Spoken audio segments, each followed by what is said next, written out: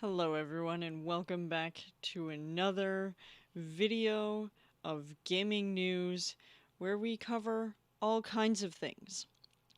But this week is April Fool's Week, and at the time of recording this, it is April 1st. So I have been hesitant to look for other news articles that I didn't already have on my list of topics to cover for you guys this week. So, with that, let's get started. Many of you may know that I spent a lot of December and January and well into February playing through Cyberpunk 2077. And I have also paid attention to the various news about the lawsuits, the hacking, the general mistreatment of the developers, the CD Projekt Red, on the release of Cyberpunk 2077 and how there are many moving parts to the gaming industry, and it's not just one thing that will make or break a game. There are many different elements that will make or break a game, and I find that to this day, there's still a lot of people that have so much hatred for CD Projekt Red and for Cyberpunk 2077 that it's uncalled for.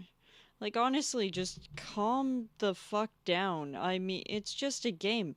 If Cyberpunk didn't live up to your expectations, go back to your GTA 5s, go back to your open world games that are, similar in style. You don't have to play this game. You don't have to like the various things that they have done leading up to this moment, but I don't think it's very fair to just destroy an entire company for trying to do what the public wanted and publishing the game earlier than they were ready for, admittedly. And I believe I mentioned that in my review of the game, which I will also link below. I did give it a 7.5. I feel like with the game, there could have been a lot of things that they certainly could have fixed prior to launch, but some of it wasn't, entirely their fault. Anyways, I'm not here to necessarily talk about how upset I might be at the gaming industry for shitting all over CD Projekt Red and all over Cyberpunk. What I'm here to talk about is actually the news that came out a couple of days ago, which I think is actually really cool personally. But let's dive into that. So, this is an official news briefing on March 30th. Anyways, they decided to update their strategy, and I wanted to highlight a couple of things in this particular piece, which is, while we remain as ambitious as ever, we are also aware of areas which call for improvement. Our new strategic development framework will enable us to optimize intra-group processes, especially those which concern development of video games, and will secure the group's further dynamic growth, says Adam Kaczynski, CEO of CD Projekt Red. And the reason, obviously, is they want to grow more as a studio, right? We want to be sure that we can work with two global brands at the same time while ensuring top quality of our products. We emphasize technological advancements, and we want to set up versatile teams which combine various specializations and competencies.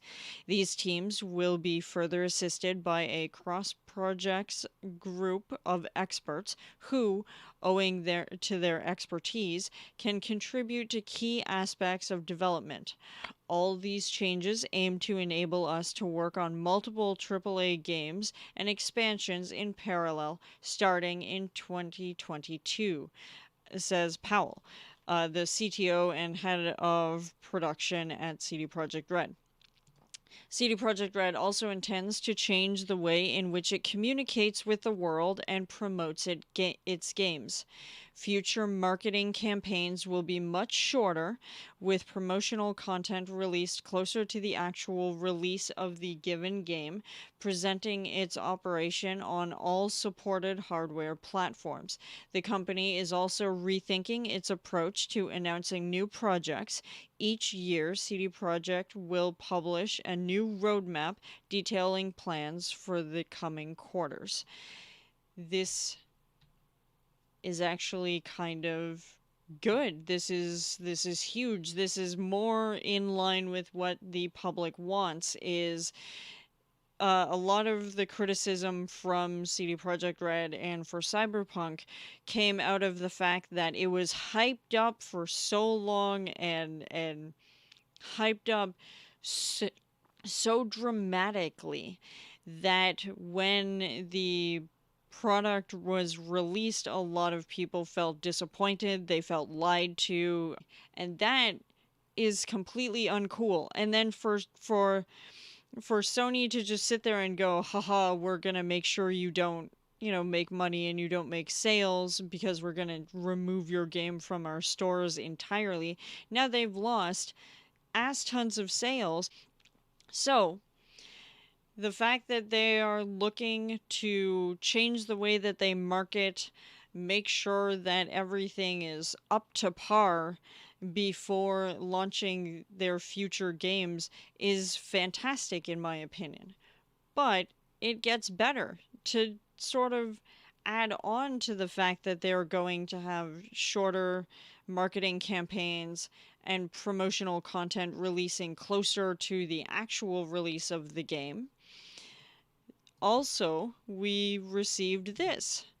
Game Industry Biz published an article stating that CD Projekt moving to parallel development.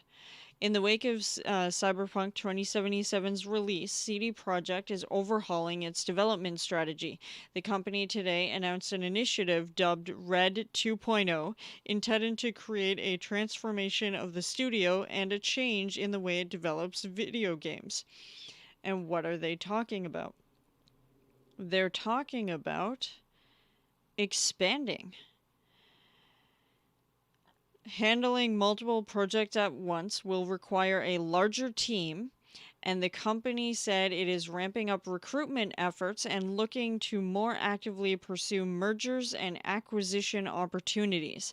To that end, CD Projekt today announced the acquisition of Vancouver-based Digital Scapes, a team of around a dozen developers that partnered with the company on the last couple of years of Cyberpunk 2077 development.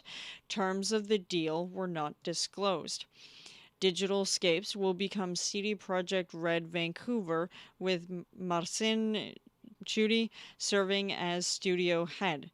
Beyond the move to parallel development, CD Projekt Red plans to have shorter marketing campaigns that show their games running on every platform where they'll be released. Arguably, that's probably because of the whole debacle with Sony.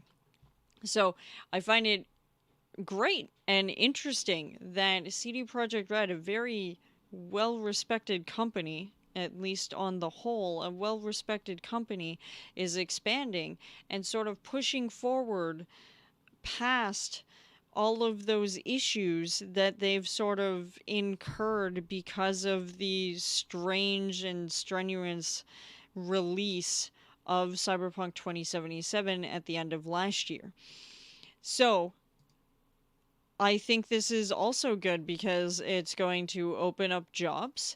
It's in Canada, which is fantastic. That means people like me who live in Canada and don't want to work for a game company in the United States unless I can do it remotely.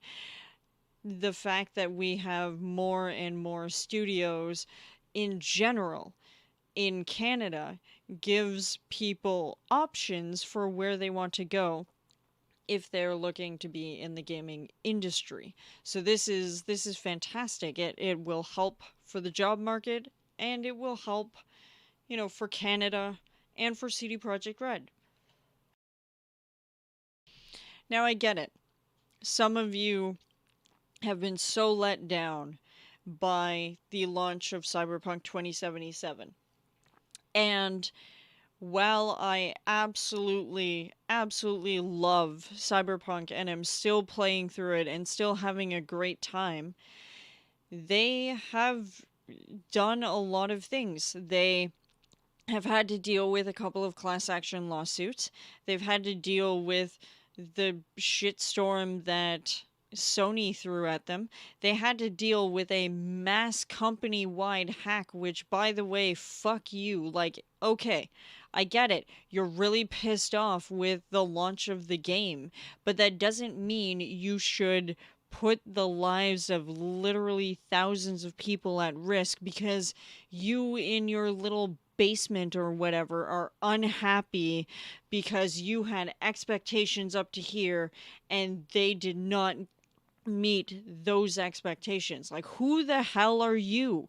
Don't hack a massive company like that and threaten the lives of thousands of people who only played smaller roles in the giant development of a video game. Do any of you have any concept of how difficult it is to put all of that together? To get the licensing, to pay for your spots on Steam and GOG and any of that, to deal with the marketing, to have PR, to deal with the animation, to deal with QA and troubleshooting, to deal with just the basic programming, which is a whole other bag entirely. Like, who the hell are you to put all of those people's lives at risk who have worked their asses off just because one game did not meet your expectations? Seriously, what the fuck? And I'm looking at this like they've overcome a lot of things and they still managed to fight all of what I just said and then release patch 1.2, which we didn't hear anything about. We knew it was coming and we knew it was going to be later than intended, but the fact that they still managed to go through the proceedings for the class actions and to deal with that massive hack, putting a lot of people at risk. But here they are with this giant, and I mean giant, list of bug fixes and issues with the game. You thought that that tweet was a joke? So, I'm not going to go through this whole list. But what I can tell you is after going through a lot of this list, many of these issues are specific to certain quests or to certain situations. But a lot of these particular, things are smaller, specific fixes that makes life much better. They've been working their ass off to get this patch out to us at a reasonable point in time, even though there are so many people that will not give this game the time of day because of all of the issues that they have gone through up until this point. And I gotta say, there are not very many companies that would be able to push through all of those issues with quite as much grace as CD Projekt Red has been able to.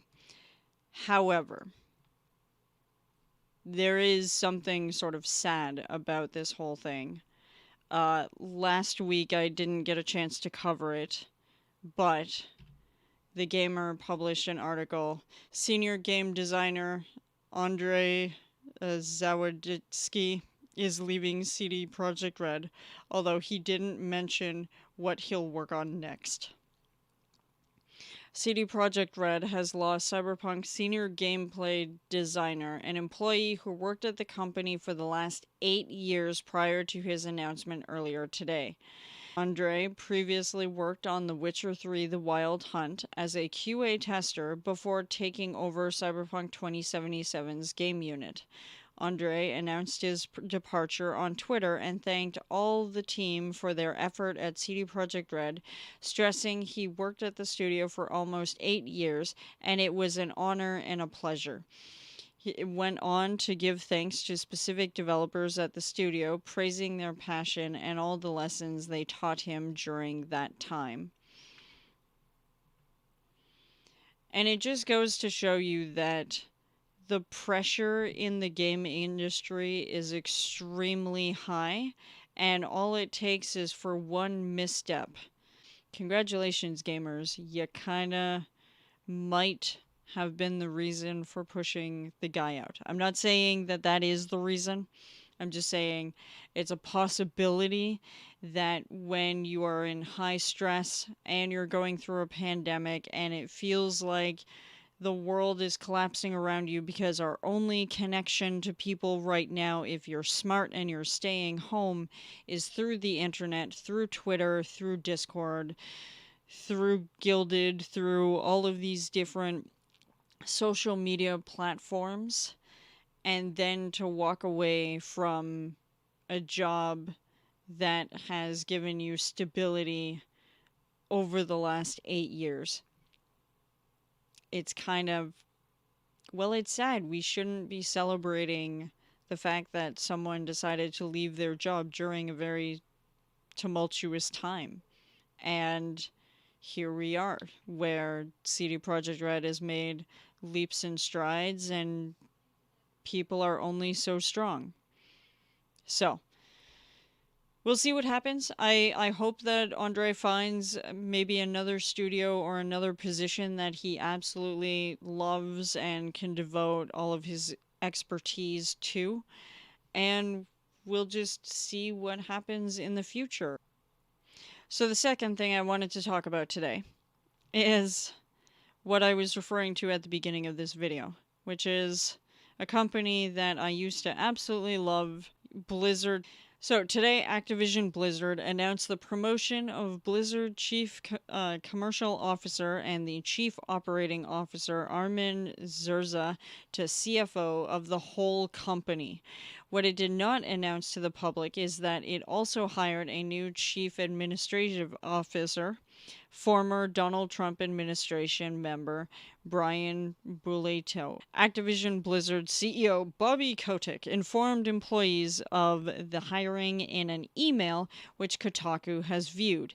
In it, Kotick emphasized Buleto's past as a military veteran and also referenced his most recent job under Secretary of State for Management at the U.S. Department of State, where he worked directly under Secretary of State Mike Pompeo, his longtime friend, business partner, and former West Point classmate, and one of Trump's most ardent allies. Prior to being nominated by Trump in 2018 and confirmed by the Senate in 2019, Buleteo was Chief Operating Officer of the CIA. Kotick made note of the fact that Buleteo was in charge of leading the State Department's talent, diversity, and inclusion efforts, an effort Trump put on hold through an executive order last September. I find this kind of interesting because anybody that's been following U.S. politics would know that Trump signed a lot of executive orders, first of all. But second of all, he obviously did not like women. He values money over everything else, from my understanding. And here he's talking about the fact that Kotick, who is also extremely money grubbing, would bring in someone who is technically part of Trump's administration. I don't know. I just, I don't know how I feel about this. This is a very strange thing, but certainly if you are not a fan of Trump, this would be kind of off-putting, to put it lightly. If nothing else Activision Blizzard has done to this point, this would also be kind of a strange move. Anyways, Brian is a rare talent and the perfect fit for Activision Blizzard. His unparalleled combination of business, military, and government experience makes him ideally suited to accelerate our organizational transformation and deliver on great opportunities for future growth, Kotick wrote in the email to employees. At Activision Blizzard, Bulateo will oversee the Call of Duty Endowment, which is a veteran-focused nonprofit founded by Kotick, as well as key administrative functions including the corporate social responsibility activities across Activision Blizzard, people, IT, workplace information, and physical security. He will have management responsibilities in a few other areas across the company. And then it's updated on the 30th. In a statement email to Kotaku, an Activision spokesperson added that Brian's unparalleled success in the business world and distinguished career as an infantry captain in the U.S. Army make him an excellent addition to our leadership team, and that when it comes to veterans, we recognize and appreciate the expertise and rigor they bring to everything they do.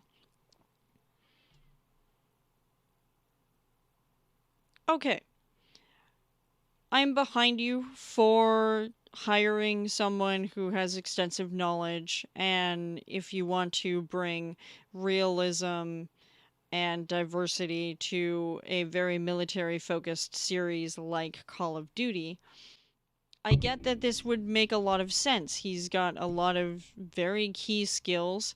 He knows a lot about how things run in the US military. And regardless of what your opinions are about the US military recruiting people from the gaming industry, etc., etc., etc., hiring someone that has experience to actually show a more realistic game makes sense to me.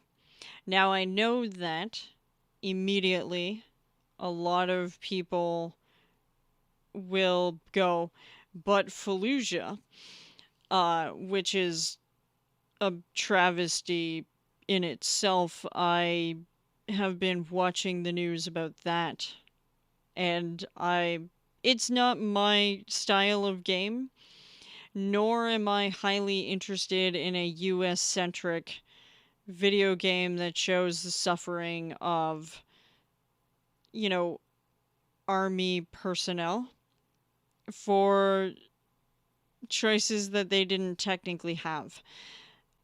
And I don't really want to play a game that's going to show the realities of what I already kind of know. And so to hire people who have training and medals and understanding from both a more government side as well as a military side for the Call of Duty franchise could be extremely rewarding and helpful, and can bring the experience that gamers who like this sort of series would really appreciate. I'm not one of them. So I find it interesting that excellent, you've hired someone who will bring that experience. I don't know. This is also the same company that hired a Bush era torture apologist as chief compliance officer, which I would just like to point out the irony of the fact that this is for chief compliance officer. Uh, Again, I don't like it. And again, I don't profess to know everything about the military, about the United States, about how they run things, but Activision Blizzard, while you're bringing on people who are respected in their industry, who have made a name for themselves and whatnot, and, have been put in high positions, I just, it doesn't feel good to me. I don't know how much you want to stack your company like this, and it just pushes me further and further away from Blizzard entirely. I feel like you're just trying to push people, young people, in a political direction, and I don't know that that's right. It's the United States. They have technically a democracy. People should be allowed to choose. Regardless of what you believe, that is their right. And if you're going to stack your company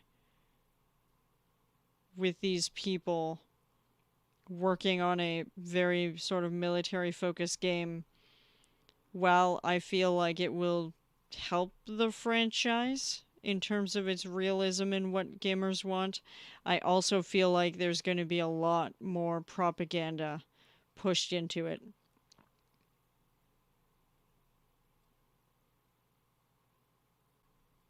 That's all I've got for you today. I hope you enjoyed this video. I hope you find it interesting. And let me know what you think about the topics that were covered. And please be civil. I will not take it well if you don't. So, with that, you guys have a fantastic day. I love your faces, and I will see you in the next video. Goodbye.